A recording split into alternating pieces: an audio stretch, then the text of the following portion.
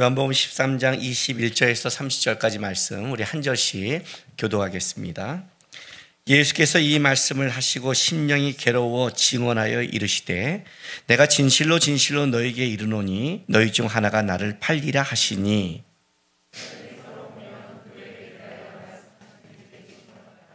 예수의 제자 중 하나 곧 그가 사랑하는 자가 예수의 품에 의지하여 누웠는지라.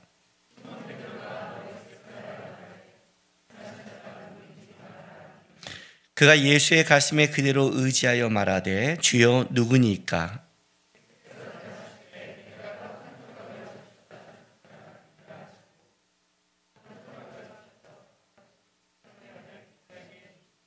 조각을 받은 후 곧 사단이 그 속에 들어간지라. 이에 예수께서 유다에게 이르시되 내가 하는 일을 속히 하라 하시니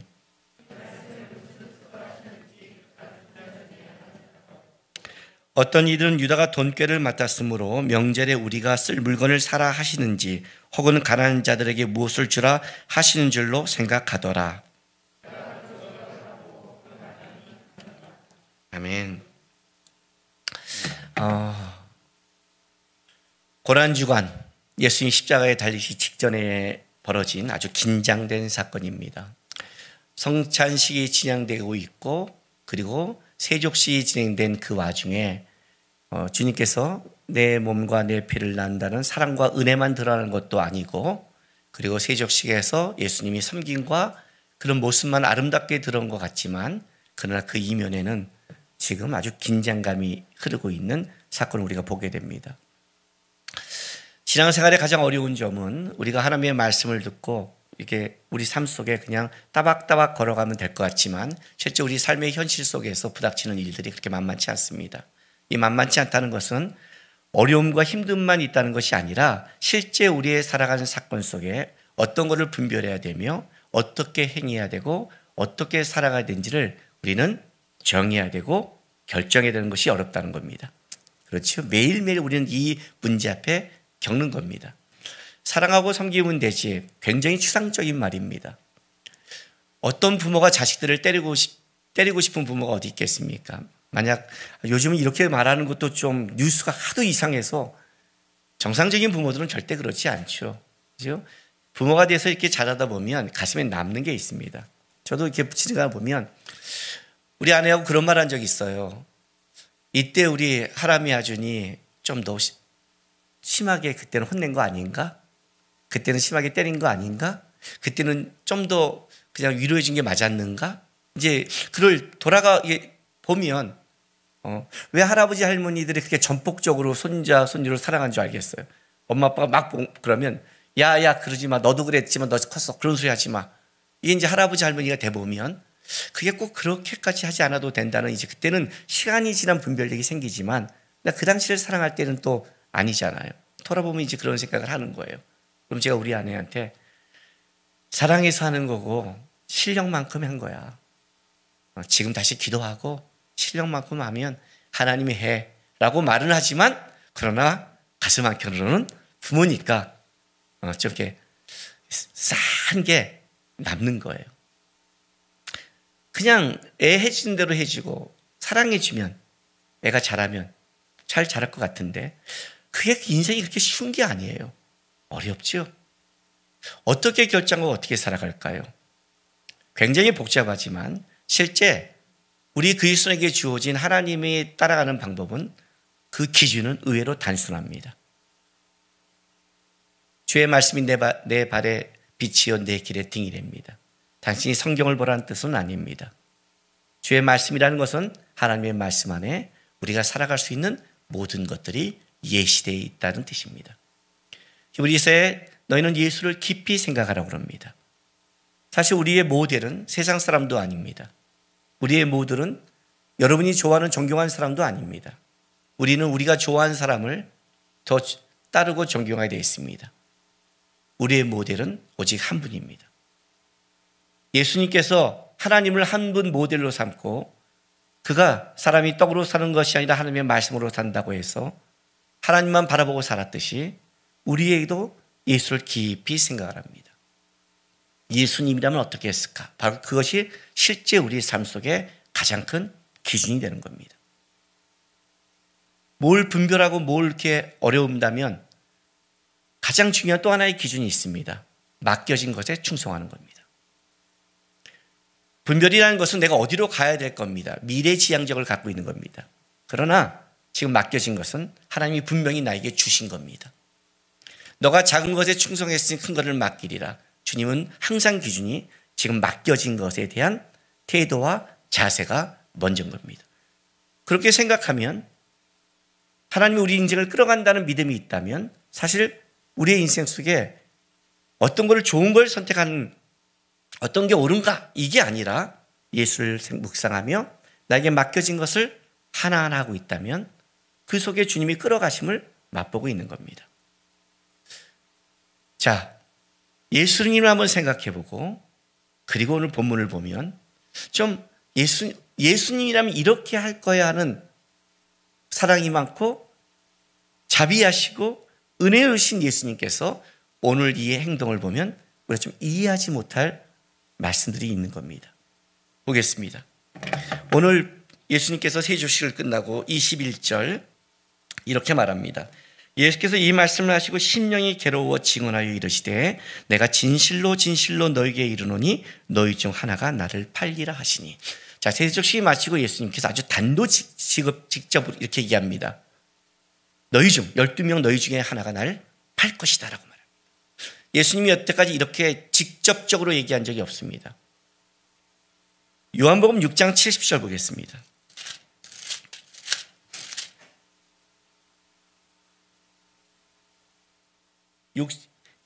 6장 69절 70절 제가 읽겠습니다. 우리는 주는 하나님의 거룩하신 줄 믿고 알았옵나이다 라는 제자의 고백 속에 예수께서 대답하시되 내가 너희 12를 택하지 아니하였느냐 그러나 너희 중 한 사람 마귀니라 하시니. 이 말씀은 가룟세 시몬의 아들 유다를 가리키심이라. 그는 12 중에 하나로 예수를 팔자니라. 초창기부터 예수님은 이 사람이 온전한 마음으로 예수를 쫓지 않는 걸 알고 있었습니다. 너희 중 하나는 마귀니라고 말했습니다. 그래도 예수님께서는 알고 있었지만 직접적으로 하지 않고 그에게 돈깨를 맡겼으며 그에게 예수님을 섬길 기회를 충분히 줬습니다. 그러나 오늘 이제 예수님께 십자가를 치기 직전에는 예수님께서 너희 중 하나가 나를 팔자니라고 얘기했습니다. 왜요? 왜 지금은 직접적으로 얘기했을까요? 왜냐하면 좀 있으면 가룟 유다가 진짜 이것을 실행에 옮기려고 이제는 작정할 때였기 때문입니다. 예수님께서 얘기한 겁니다. 아마 가룟 유다는 이때 뜨끔할 것 같아요. 그러지 않겠어요, 여러분? 이거 뜨끔 안 하면 보통 사람이 아니죠. 네. 어쨌든 근데 자 22절 제자들이 서로 보며 누구에 대하여 말씀하신지 의심하더라. 그렇죠? 쳐다보면 이제 쳐다보기 시작했습니다. 예. 예수의 제자 중 하나 곧 그가 사랑하는 자가 예수의 품에 의지하여 누웠는지라. 시몬 베드로가 머리를 쌓여 말하되 말씀하신 자가 누구인지 말하라 하니 그가 예수의 가슴에 그대로 의지하여 말하되 주여 누구오니까. 예수께서 대답하시되 내가 떡 한 족을 적셔다 주는 자가 그니라 하시고 곧 한 족을 적셔서 가룟 시몬의 아들 유다에게 주시니. 자, 여러분 요한복음 요소에 한번 들어가 보세요. 예수님이 직접적으로 얘기했습니다. 여러분 인원이 많지도 않아요. 뭐 12명이잖아요. 많지도 않단 말이에요. 너희 중에 하나 나를 팔자야. 쳐다보기 시작했어요. 누구야? 의심했습니다. 유대인들은 식사를 할 때 우리처럼 앉는 게 아니라 비스듬히 누워서 합니다. 예수님이 사랑하는 자 요한입니다. 그는 예수님이 가장 가까이 근처에 기대고 누워 있습니다.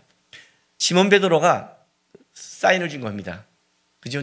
보기를 눈치다면서 야, 너 옆에 사랑하는 사람이니까 눈치다면서. 그러니까 시몬 베드로 생각에는 요한은 아니라는 거죠. 그죠? 요한이었으면 요한을 찾아봤을 텐데 저렇게, 왜냐하면 제일 사랑받고 있으니까 설마 제일 사랑받은 너는 아니겠지잖아요. 그러니까 하면서 야, 네가 물어봐 라고 이제 얘기한 겁니다. 물었습니다. 누굽니까? 요한도 지는 또 아닌 거니까 진짜 이게 얘기했습니다. 내가 떡 한 족을 찍어서 주는 자다 그래요. 이 무서운 말씀이죠. 떡을 줘서 누구에게 줘요? 가룟 유다에게 딱 줬습니다. 정상적인 생각을 한다면 어떻게 돼야 돼요? 저놈이구나.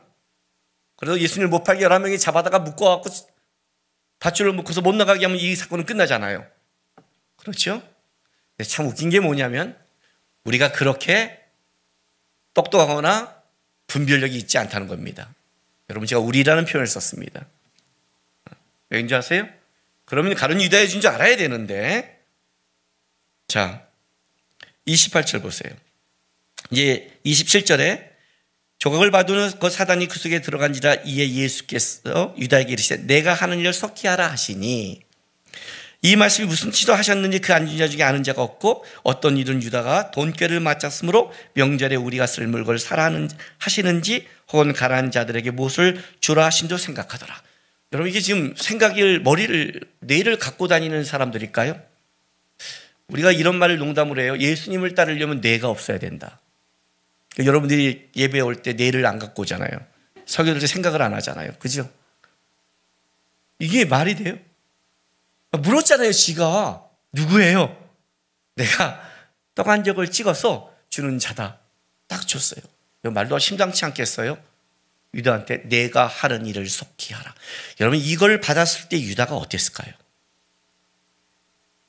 설마 할 수 있잖아요. 이 중에 하나다 할 때 설마 할 수 있지만 정확하게 찍어서 주면서 내가 하는 일을 속히 하라 이렇게 말할 때 유다는 어땠을까요?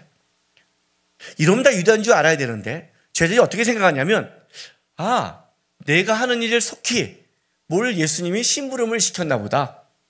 내가 찍어서 준다는 예수님의 말은 다 어디가 있는 거예요? 우리는 기가 막히게 들을 것만 들어요. 제가 이렇게 설교해도 끝나면, 이렇게 만나면 이 분단별로 설교를 잘못 듣는 사람, 집사님이 꼭 나와요. 그래갖고 설교를 모으면 이게 내가 한 설교가 맞나? 희한해요. 여러분은 이 뇌가 들어가서 이게 자동 정화 작용을 해요. 근데 이걸 여러분을 욕할 수가 없어요. 왜? 여러분을 욕하면 사도도 내가 욕해야 돼요.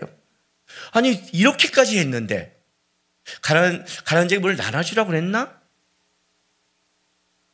이 말은 제자들 생각에 가룟 유다는 절대 아니라는 생각을 했겠죠. 적어도 돈계를 맞췄으면, 제가 배신했으면 벌써 돈 갖고 튀었겠지. 회개를 맞고 저렇게 예수님을 도왔고 예수님의 실제적인 일을 도왔던 가룟 유다라고 제자들은 생각했을 거 아니에요. 실제로. 그렇죠? 그러나 가룟 유다는 그걸 받고 밖으로 나가는 거예요. 사도 요한은 분명히 이 당시에 이 의미와 뜻을 몰랐습니다. 제자들처럼 가룟 유다가 그냥 나간 걸 몰랐어요. 그러나 시간이 지난 이후에, 그리고 가룟 유다가 배신하고 본 후에 그때 그 사건이 조명되기 시작했습니다. 그리고 이 사건을 기록한 겁니다. 예수님은 왜 이렇게 말씀하셨을까요? 내가 하는 일을 속히 하라. 적어도 우리가 아는 예수님이 이렇게 말해야 되지 않을까요?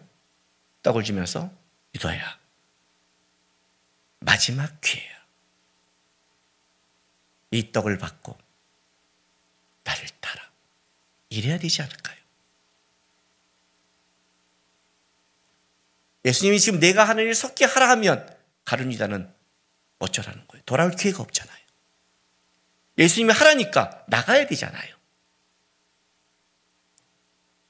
그죠? 어쨌든 3년을 자기를 따랐던 사람이고 회개했고 자기 옆에서 그렇게 도왔던 사람이라면, 그 예수님이라면, 그 사랑이 많고 세조시했던 섬김의 예수님이라면 마지막 기회를 줘야 되잖아요. 넌 줄 알아. 이제 여기서 멈춰. 알고 있었어. 라고 마지막 경고를 하고, 그걸 받고 나가면 어쩔 수 없지만 여기서 네가 하는 일 속히 하라고 해버리면 가룟 유다는 어쩌라는 거예요. 우리가 아는 예수님과 좀 다르죠. 우리는 예수님에 대해서 좀 착각을 해요. 이 착각을 한다는 건 뭐냐면, 여러분이 받고 싶은 예수님만 생각해요. 목사님들이 설교할 때 목사끼리 만나서 가장 어려운 설교가 죄에 대한 설교라고 합니다. 죄에 대한 설교를 하면 성도들이 너무 싫어한대요. 성도들이 좋아하는 설교가 축복 설교랍니다. 그래서 기복 성향을 욕을 하지만 그 설교를 해야 은혜 받았다는 말을 많이 한다고 합니다. 왜요? 사실 우리는 복 받고 원하잖아요. 우리가 죄인인 것 같지만 그걸 지적하면 서로가 불편하잖아요. 예수님이 바리새인에 대해서 얼마나 분노하신 줄 압니까? 회개하라 이 독사의 자식들이라는 것은 지금으로 말하면 우리나라 말로 하면 진짜 멍멍이 자식인 겁니다. 거침없이 욕을 하셨고 화로 다 거침없이 하신 분입니다. 왜 사랑이 많으신 분이 그런 표현을 썼을까요? 오늘도 왜 가룟 유다에게 이렇게 했을까요? 예수님의 의도는 무엇이었을까요? 이거는 사랑이 없는 행동일까요? 아니죠, 여러분. 본문 요한복음 13장 26절 20절 다시 보겠습니다. 예수께서 대답하시되 내가 떡 한 족을 적셔다 주시는 자가 그니라 하시고 곧 한 족을 적셔서 가롯 시몬의 아들 유다에게 주시니 조각을 받은 후 곧 사단이 그 속에 들어간지라. 이에 예수께서 유다에게 이르시되 내가 하는 일을 속히 하라 하시니. 이 본문을 잘 보시기 바랍니다. 요한복음 13장 2절에 13장 예수님께서 성찬식과 세족식을 하기 전에 13장 1, 2절을 제가 읽어드리겠습니다. 유월절 전에 예수께서 자기가 세상을 떠나 아버지께 돌아가실 때가 이른 줄 아시고 세상에 있는 자기 사람들을 사랑하시되 끝까지 사랑하시니라. 끝까지 변함없이 사랑하시는데 마귀가 벌써 시몬의 아들 가룟 유다의 마음에 예수를 팔 생각을 넣었더라. 생각이 들어갔습니다. 27절에 조각을 받은 후 어떻게 돼요? 곧 사단이 그 속에 들어갔습니다. 여러분, 제자 훈련할 때 제가 죄란 유혹이 죄가 아니라고 그랬습니다. 하와에게 선악과를 먹으라는 게 죄가 아닙니다. 우리는 유혹받을 수 있습니다. 사단이 생각을 넣을 수 있습니다. 우리 모두에게는 생각은 하나님이 주신 생각, 사단의 생각, 내 생각이 있어서 생각은 정신없는 전쟁터에 불과한 겁니다. 유혹을 받는다고 죄가 아닌 겁니다. 넣을 수 있는 겁니다. 그 기회와 상황에 따라 들어갈 수 있고 내가 분별력이 없을 때 내가 실수할 수도 있는 겁니다. 유혹이 들어올 수 있지만 의지가 유혹에 작동하면 죄가 된다고 그랬습니다. 의지가 유혹을 거절하면 승리하는 겁니다. 하와한테 선악과를 먹으라고 할 때 어떻게 했어요? 하와가 뱀의 입을 찢어버렸으면 어떻게 했다고 그랬어요? 제가 안 돼! 하나님이 절대로 먹지 말랬어 하면 유혹의 문제가 아니라 승리한 거죠. 유혹을 받았을 때 하와의 눈에 선악과가 어떻게 보이는지 아십니까? 보암직하고 먹음직하고 탐스럽게 보였습니다. 그러나 아직 죄는 아닙니다. 죄는 선악과를 먹을 때가 죄인 겁니다. 그렇게 보이지만 유혹을 받으면 그렇게 보이는 겁니다. 우리가 유혹을 받을 때는 그것이 멋져 보이고 그것이 합당해 보이는 것이 맞는 겁니다. 그러나 의지는 다른 겁니다. 의지는 삶이고 행동인 겁니다. 예수님이 마지막 기회를 준 겁니다. 어떤 기회? 넌 줄 알고 있어. 성찬식에 참여해줬고 발을 씻겨줬고 회개를 맡겨줬고 옆에 있을 기회를 줬고 함께할 시간을 줬습니다. 근데도 너희 생각의 변함이 없는 겁니다. 조각을 찍어준 겁니다. 이 중에 날 팔자가 있다 얘기했고 찍어서 준 자라고 얘기했습니다. 다른 사람은 헷갈려도 정확하게 헷갈리지 않는 한 사람이 있었습니다. 누구요? 팔려고 마음먹은 가룟 유다입니다. 그에게 줬을 때는 그는 100%입니다. 어떻게 해야 돼요? 받아야 돼요? 말아야 돼요?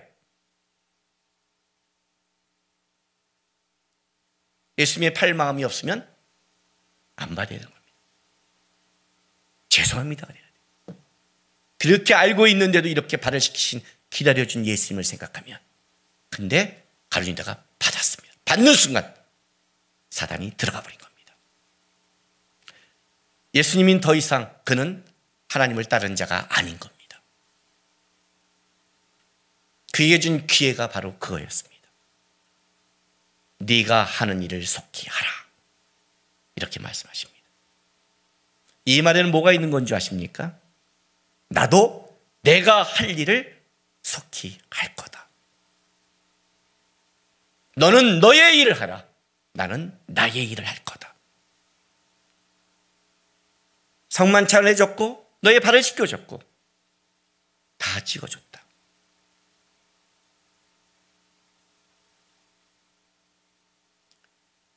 예수님의 사랑으로 품는다는 것이 죄를 품지 않습니다. 하나님이 못하는 불가능성, 하나님이 못하시는 일이 있습니다. 죄와 함께하지 못합니다. 주님은 죄를 품지 않습니다. 십자가에 예수님을 못 박더라도 죄의 문제를 처리하십니다. 죄를 품으라는 것을 사랑이라고 말하지도 않고 죄와 함께하는 것을 섬김이라고 말하지도 않습니다. 그에게 죄를 줬지만 그가 그 죄를 선택했을 때 예수님은 너의 하는 일을 하라고 말했습니다. 그리고 예수님이 이렇게 말합니다. 나는 나의 일을 하겠다. 신앙생활을 할 때 여러분들이 아셔야 될 게 하나 있습니다. 마태복음 25장을 좀 보겠습니다.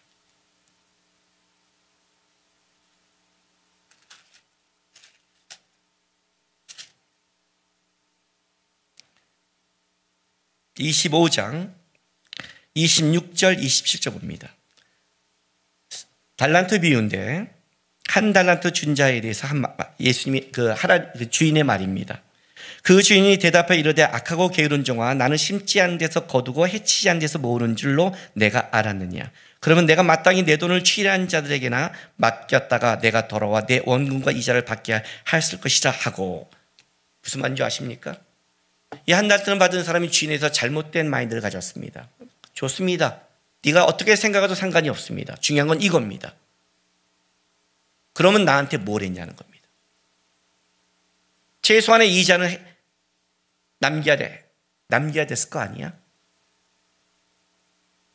뭘 했어? 삶으로 나는, 네 행동으로 나는 평가해. 마태복음 21장 28절 보세요. 28절 31절 보겠습니다. 28절부터. 그러나 너희 생각에는 어떠하냐? 어떤 사람에게 두 아들이 있는데 맏아들에게 가서 이르되 이에 오늘 포도원에 가서 일하라 하니 대답해 이르되 아버지 가겠나이다 하더니 가지 아니하고 둘째 아들이 가서 또 그와 같이 말하니 대답하여 이르되 실소이다 하였다가 그 외에 뉘우치고 갔으니 그들 중에 누가 아버지의 뜻대로 하였느냐? 이르되 둘째 아들이니이다. 예수께서 그들에게 이르시되 내가 진실로 너희에게 이르노니 새들과 창녀들이 너희보다 먼저 하나님 나라에 들어가리라. 자, 이건 아주 간단합니다. 이래라. 네. 아니요. 말이 중요하지 않습니다. 누가 갔니? 예수님이 이렇게 묻습니다. 너희 생각에는 어떠하니? 그럽니다. 내가 이 예수님의 질문을 여러분에게 다시 한번 던지고 싶습니다. 여러분의 생각은 어떠하십니까?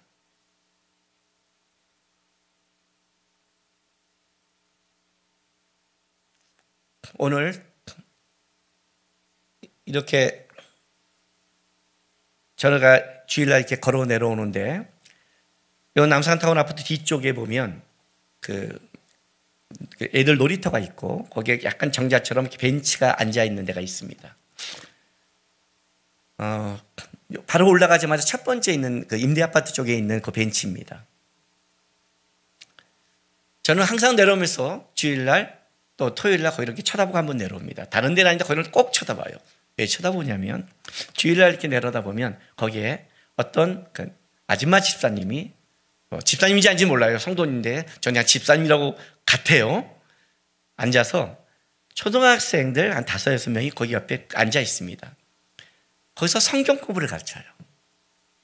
한 번은 이렇게 뭐 5가지 그림 있는 걸로 보여주고 뭐하고 애들 막 떠들며 앉히고 먹을 것도 주면서 계속 가르치는 거예요. 마스크 쓰고.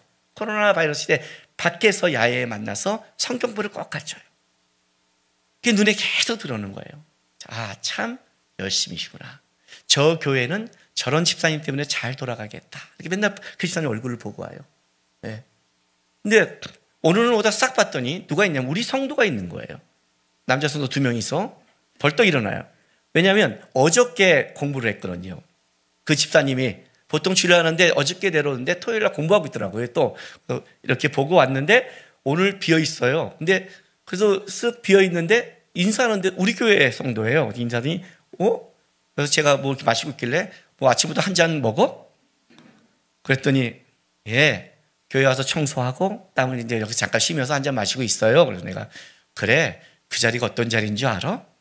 얘기해 줬어요. 어느 집사님이 아이를 갖춘 자리야. 속으로 했죠. 귀한 자리야. 귀한 자리야.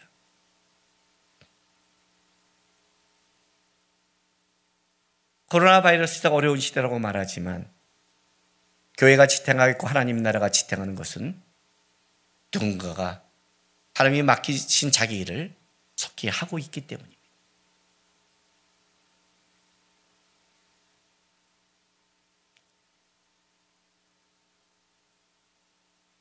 누군가의 희생과 헌신 없이 하나님의 나라는 이루어지지 않습니다.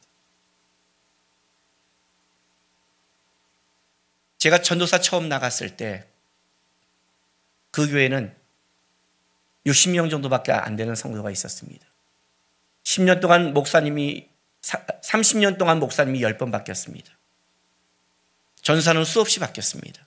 제가 전도사 갈 때 바로 그 앞에 있는 전도사가 만나서 얘기했더니 자기가 1년을 못 채우고 11개월 만에 사표 내게 됐다면서 전도사 생활을 하면서 이렇게 힘든 교회는 처음 봤다고 나보고 버티기 힘들 거라고 얘기해 줬습니다. 인수인계 받으러 왔더니 버티기 힘들 거라는 게 인수인계였습니다. 아, 그래요? 그랬죠. 더 이상 근데 나는 아니에요. 그럴 줄 상황을 모르고 할 수도 없고 들어갔습니다. 아동부, 중고등부, 청년부는 한 명밖에 다 나가서 없었고 다 맡았습니다. 전도사, 그 교회 유일하게 목사님 다음으로 전도사는 저 하나였습니다. 교사를 갔더니 다 나가버려 갖고 청년들이 교사를 그에 뽑았는데 여태까지 한 번도 하지 않는 그냥 나이든 집사님 아무나 갖다 목사님이 채워넣습니다. 전도사님 저는 아무것도 몰라요. 그냥 주방에 일하는데 목사님이 할애서 순종하고 있어요. 그래서 제가 뭐라고 그러겠어요. 예, 그냥 하시면 돼요. 제가 그냥 같이 하면서 아이들 사랑하면서 하시면 돼요. 그런 교회였습니다. 가서 설교를 하고 있는데 배낭 중간에 초등학생 아이가 벌떡 일어나더니 에이씨 하더니 뒤를 보더니 뒤에 있는 애한테 주먹으로 빡 때리는 겁니다. 왜냐하면 우리 교회는 이제 이 의자 뒤에 이렇게 막아놨잖아요. 근데 거기는 뚫려 있는데 애가 뒤에가 발로 톡톡 치다가 엉덩이를 푹 찌는 거예요. 예배드리는데 애가 맞으니까 예배 시간인데 벌떡 일어나더니 에이씨 하더니 전도사님 설교하고 있는데 뒤를 빡 쳐갖고 설교 시간에 싸움이 났습니다. 제가 이렇게 봤어요. 아하, 알았어 수준.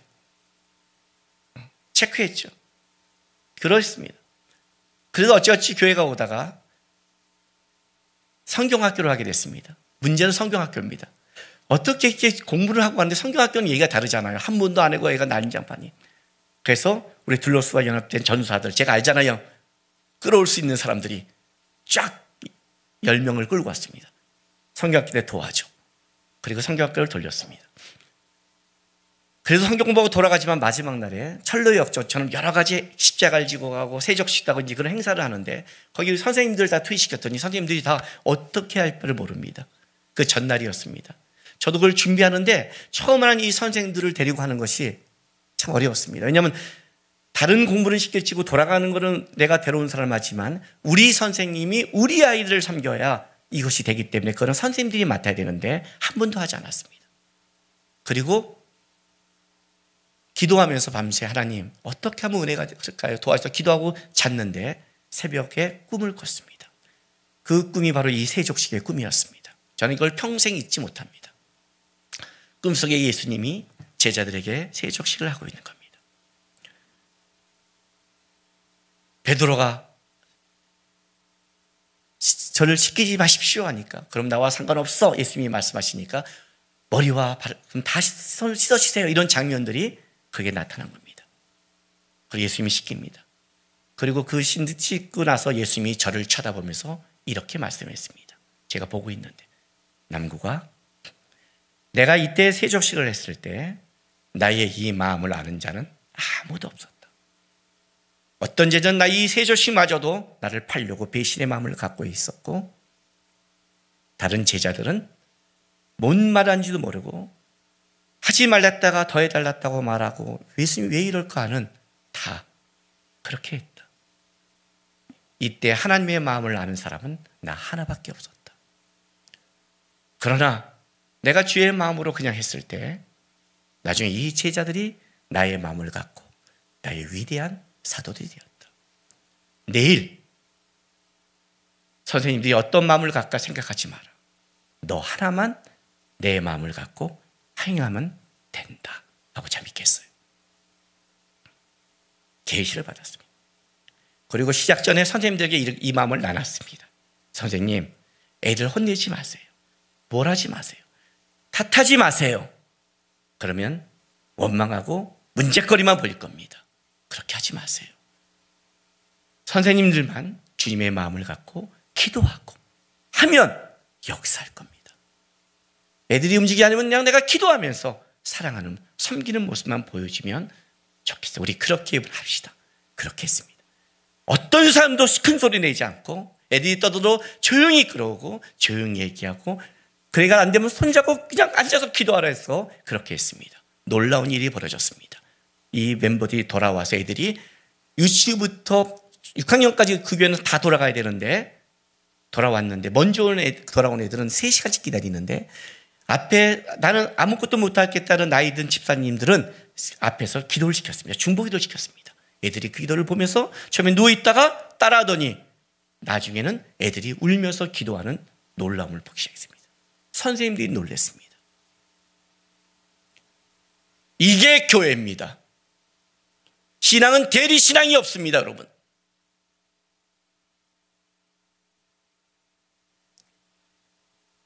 신앙은 하나님 앞에서 내가 쓰는 겁니다. 저 사람이 문제라고 내 신앙을 안 합니까? 저 사람이 문제라고 예배를 안 드립니까? 저 사람이 문제라고 봉사를 안 합니까? 저 사람이 문제라고 하나님 앞에 내가 할 일을 안 합니까, 여러분? 그게 신앙입니까? 여러분의 생각은 어떠하십니까? 너희 생각에는 어떠하뇨? 너희 생각에는 어떠하뇨? 싫어도 예한 자가 하나님의 뜻대로 하는 자다. 가룟유다한테 말합니다. 너는 너의 길을 가? 예수님, 마음 접습니다. 쫓아가서 붙고 그러지 않습니다. 나는 내 일을 속히 할 거야. 그 십자가의 완성으로 우리가 의인을 입었고 살아가는 겁니다. 누군가는 하나님을 위해 하기 때문에 오늘 한국교회가 지탱하고 있습니다. 코로나 바이러스 어려운 시대지만 다른 사람 보지 마십시오. 하나님이 나에게 준 그 일을 속히 행하십시오. 내가 그 길을 가면 내가 은혜가 되고 내가 회복이 되고 나를 통해 하나님의 놀라운 은혜가 흘러갈 겁니다. 하나님 앞에 속히 행하는, 하나님 앞에 행할 것을 행하는 우리 성도 되길 주의 이름으로 부탁드립니다. 기도하겠습니다. 기도하겠습니다. 하나님, 다른 게 혼란스러우면 주님만 보겠습니다. 주님이 원하는 것만 하겠습니다. 주님만 따라가겠습니다. 머뭇머뭇하지 않겠습니다. 나에게 주어진 시간, 흘러가면 끝나는 시간, 흘러가면 돌이킬 수 없는 이 시간, 주님 보면서 끝까지 따라가는 시간 되겠습니다. 우리 다 같이 다짐히 기도하겠습니다. 기도하겠습니다. 거룩하신 아버지 하나님, 감사합니다.